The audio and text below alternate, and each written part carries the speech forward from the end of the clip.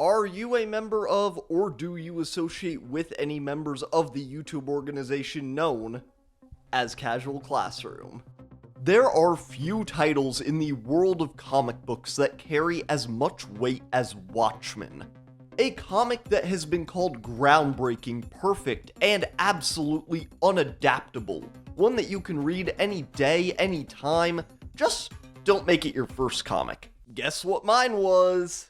Watchmen has had a storied road, from the socialist wizard who created it with Dave Gibbons, to a blockbuster film, several huge comic events, and a video game that nearly earned the Academy Award for Best Voice Acting. He's as shifty a character as there is. And one of the best comic book TV shows of all time, one that is now, and when it was released in 2019, criminally underrated. Created primarily by Damon Lindelof, the televisionary behind Elle, but this show is an absolute W, mainly because of triple A. America, adaptation, and A-bar. As in, God walks into one. The first and maybe biggest thing that I love about Lindelof's Watchmen is the way that it handles a dystopian America. America is a relatively young nation, and like other young upstarts, Cletus Cassidy, Michael Myers, it's done a lot of stuff. Most of the American dystopias have been things like The Hunger Games, Divergent, other crap like that. Dystopias that may happen to take place on the remnants of America, but have absolutely nothing to do with America as a nation. And I was really expecting more from these books for children. HBO's Watchmen takes place in a fictionalized America in 2019. President Redford is serving his 7th term, and you can go visit the beautiful 51st state of Vietnam. I'm a Kansas boy, as many of my fans know, so I was delighted to see this series taking place in shittier Kansas. Oklahoma, where the wind comes sweeping down the plain. Watchmen is centered around Tulsa, Oklahoma, not just in the setting, but in the entire world building. History, education, and especially policing have seen a massive shift in the world of HBO's Watchmen, centered around one day like many others. On June 1st, 1921, the Greenwood district of Tulsa, Oklahoma, home to one of the most affluent black populations in the country, was victim to a horrific massacre. White militias terrorized the neighborhood for 24 hours, leaving violence, destruction, and a shadow in their wake. The Tulsa Riot, the Greenwood Massacre, the Tulsa Race Riots, no matter what name you call it, this day in history is rarely talked about. Like Tuskegee, the Ocoee Massacre, Greenwood is often swept under the rug in American education. But in Watchmen, Greenwood isn't swept under the rug. At worst, it's covered up with a mask. Lettuce. Yes, sir. Can I take a look? Can I take a look at your face? What did you just say to me? Hey, I'm sorry, officer. HBO's Watchmen takes place in a liberal kinda dictatorship, not just with President Redford, but Secretary of Defense Ellen DeGeneres is considering implementing martial law. Even Tulsa, Oklahoma has become notably more progressive, with an interactive museum telling the story of the Greenwood Massacre at the center of the city. Of course, a museum does not fix a massacre, but if a museum about black people were to piss off any group of people, it makes sense that it would be stupid people. Stupid racists. We are the 7th Cavalry. We are no one, we are everyone, we are invisible. And we will never compromise. Do not stand between us and our mission, or there will be more dead cops. Now, just to be clear, I am anti-police brutality. I am actually anti most forms of brutality. I'm just that good of a guy, I guess. Taking a crap on the establishment, I salute you. But something really impressive about HBO's Watchmen is how it makes stuff that you know is wrong feel so good to see. The 7th Cavalry are the worst. They are violent, freakish racists, clad in stain-covered flannel and topped off with symmetrically dyed dish rags. They are also very realistic. America's unique combination of gun culture, unbridled confidence, and a very earned distrust of the government has made militia groups like the 7th Cavalry a dime a dozen. Not just the big names in freakish loserdom like the Triple K, but Atomwaffen, Hammerskin, the Boston Celtics. The United States is unfortunately chock full of these losers. And Watchmen lets you see what is so rare in the real world. These losers getting what's coming to them. After the tragic murder of Judd Crawford, the justice ringing, Oklahoma singing, KKK robe hiding in his closet, captain of the Tulsa PD, the murder of one of their own is more than enough to whip this city's force into a mass frenzy. Away with the libbed-up gun locks and the frankly communist notion of search warrants, the Tulsa PD is going to war with the 7th Cavalry. And while every nerdy side of me is going, oh, their rights aren't being protected, another, much louder side of me is saying, yeah, we really don't have to do that with terrorists. Consultant Wade Tillman, aka Looking Glass, is one of my favorite characters in the series.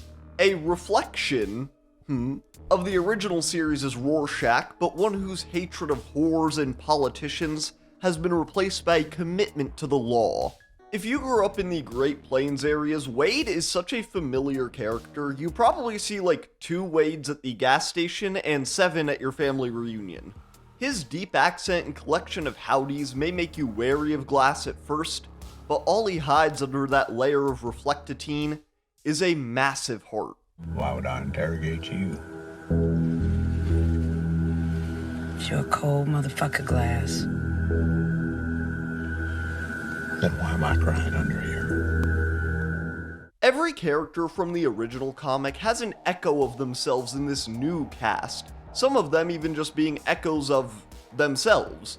But Wade is once again my favorite. Taking Rorschach, all of his convictions, eccentricities, and stylings, and applying them to both sides of a crime war is genius. Guys, I was going to eat some beans for one of these in-person bits, but I forgot to get the beans, and if I'm being honest, I wasn't gonna eat them. I don't like beans. That was going to be a nonsensical ruse of sorts to make you think I'd eaten the beans, but I decided I didn't want to lie to my fans or go back to the store. In a lot of adaptations, a lot of less cool and dope and awesome adaptations, they would not feel comfortable doing this. I mean, how do you take the most popular character from the original comic and not only, like, not build a statue for him, but turn him into the logo for the off-brand KKK? I mean, how do you do that? Why would you do that? Because this series knows what made Watchmen tick. Tik Tok. Tik Tok, Tik Tok, Tik Tok. Rorschach wasn't a great character because the series venerated him. Glazed him. I think it was actually the opposite. Rorschach is a smelly weirdo who eats cold beans out of a can. He just so happens to occasionally use his psycho streak against child killers and members of the Blue Man Group. Rorschach was a great character because he reflected a real type of person in the 1980s. Or, so I've heard. I'm not fucking ancient. A conspiracy nut out looking to apply his own brand of justice where others wouldn't, inspired by films like Death Wish. But in 2019 and the new age of social media, lone crazy wolves like this are able to form packs, like the 7th Cavalry. The 7th Cavalry getting his journal and mask, and Looking Glass getting his conspiracies and paranoia, is the perfect split to reflect the original character. Like I said, I strongly think that this is the case with every main character, and Ozymandias is updated in horrifying fashion with Lady True. Adrian Veidt was, at first, a soft, almost doughy liberal billionaire in the original comic, but Lady True reflects how we've grown to distrust the ultra-wealthy more and more. with her first scene being one of the most straight up evil in the series. Laurie Blake almost feels like an entirely new character as well, having hung up Silk Spectre 2 decades ago and now heading up the FBI's anti-vigilante task force. Played by Jean Smart, Laurie is one of the funniest characters in the series, and I love how she's evolved from a more naive person in Watchmen to an extreme cynic in Watchmen. Even certain characters that people claimed would be completely unadaptable, and I kind of agreed, are pulled off in an extremely impressive way for the new format. Spoilers are coming up, but also spoilers have already been up, and I would ask you to subscribe, but you already did at the end of the video, which is already happening. But it's not, please stick around. I'm afraid I just blew myself. There's gotta be a better way to say that. John Osterman, Dr. Manhattan, may be one of the single most difficult characters to write ever. It's already very difficult to write a genius character in a convincing way. It's what makes series like Death Note that actually kinda pull it off so compelling. Having a character who theoretically knows the answer to every single question is a big hurdle. So, what do you do if they literally know the answer to every single question? Well, Lindelof decided to cheat a little, but honestly, with a writing task this hard, I would have too, I don't blame him. But what really impresses me is the way that they use TV editing to replace how it feels to see Dr. Manhattan experience time on the page. As opposed to looking at it from a flat, top-down perspective like in the original comic, in HBO's Watchmen, they combine the writing and editing to make it feel like you're flowing through time with Manhattan. You really feel how he weaves through the years, his consciousness spreading across decades, experiencing so much all at once. Despite some occasionally funny makeup, this version of Osterman is beautiful. Watching him grow up and fall in love are things I thought we'd never see from this character. And luckily, it did not make me ask what I did about Snyder's Watchmen. Okay, so where's the dong? And his love is one of my favorite parts of the whole series. Someone who feels like a representation of every new element this show brings to the world of Watchmen, the lovely Angela Abar. Fuck you, you shiny fuck. Angela is not just a fantastically written and acted character, but she represents so much of what I love about this show, both as an adaptation and what it brings that's new. She, as Sister Night, and her grandfather Will Reeves, the original Hooded Justice, not only reflect Night Owl and Night Owl 2 from the original comic, but Will growing up and escaping the bloodshed of the Tulsa massacre, only to begin his lifelong crusade of revenge against Cyclops as a police officer, a vigilante, and then a guy who lies about being in a wheelchair, represents a sense of anger and frustration that many Black Americans have, a feeling that nothing will get better unless they take matters into their own hands. Regina King also delivers an amazing performance as Angela Abar, a vigilante whose life can't quit falling apart, betrayal at every turn, until she has to sacrifice one of the few people she has left.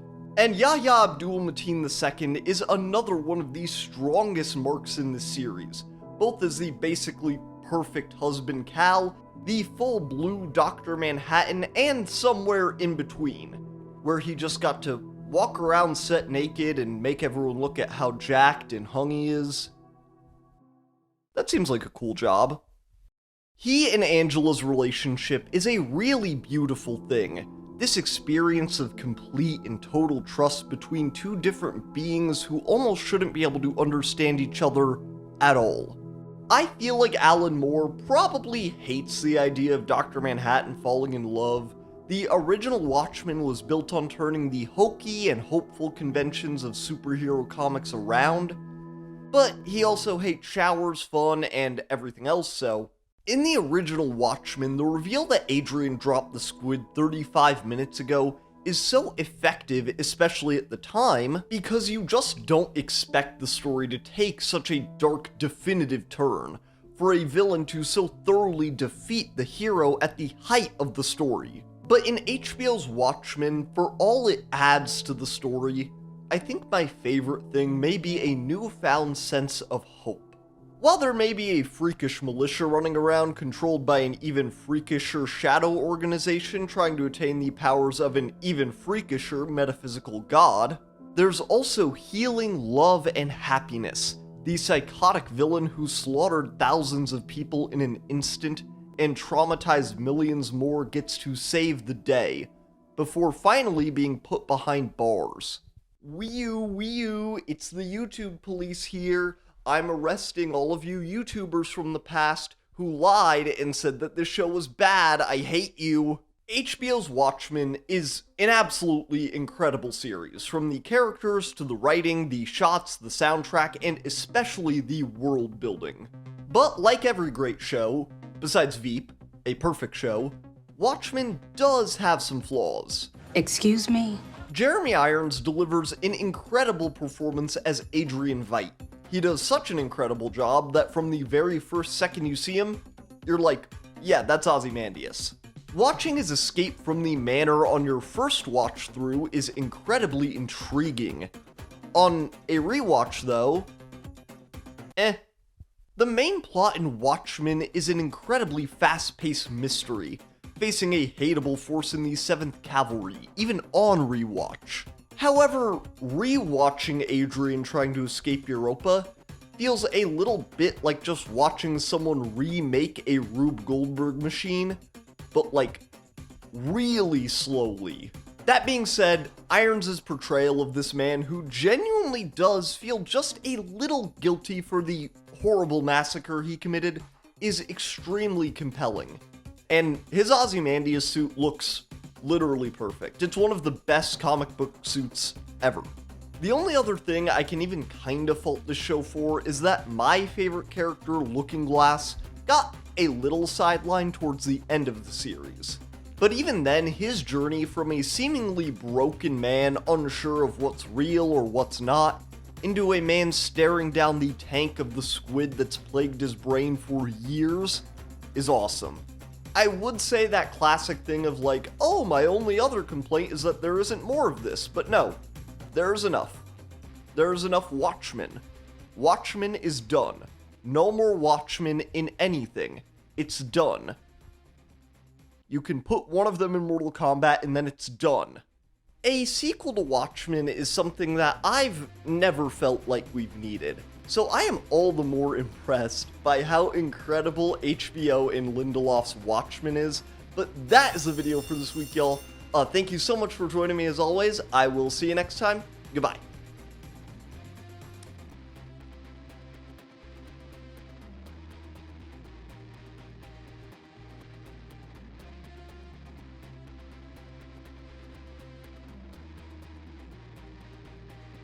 Hey y'all, thank you so much for watching that video as always. If you made it to this point, a double thank you so much. This is a video that I've wanted to make for a long time. I was actually planning on making it a bit like later into the winter, but I'm moving some stuff around. I really wanted to make this video now. I was really excited about it. So yeah, decided to just do that. I forgot to grab something from my collection this week. So let's just pop right in here and grab Watchmen. Because, I mean, guys, it's Watchmen. You know what Watchmen is, and it's incredible. But I really recommend picking up one of these, like, big deluxe editions. Oh, I didn't even notice. It has a tag up there that says, now an HBO series. It sure is. And then it was, too. Yeah, I'd recommend picking up one of these, big ones that DC likes to print all the time. I know that they also did a compact comics of Watchmen, but the cool thing about, like, these ones is that they have all these, like, extra, like, fake, like, newspaper clippings and, like, stuff like that, like, I don't know, like, in what other formats, like, how much or how little that stuff is included. So, yeah, I just recommend this, this big old physical one. It's Watchmen. It's absolutely incredible. I'm actually due for a reread here pretty soon. Making this video made me want to reread it, but, like, I know this book back to front. I've read it a billion times, so, but, yeah. Thank you so much for joining me as always, y'all. I will see you next time. Goodbye.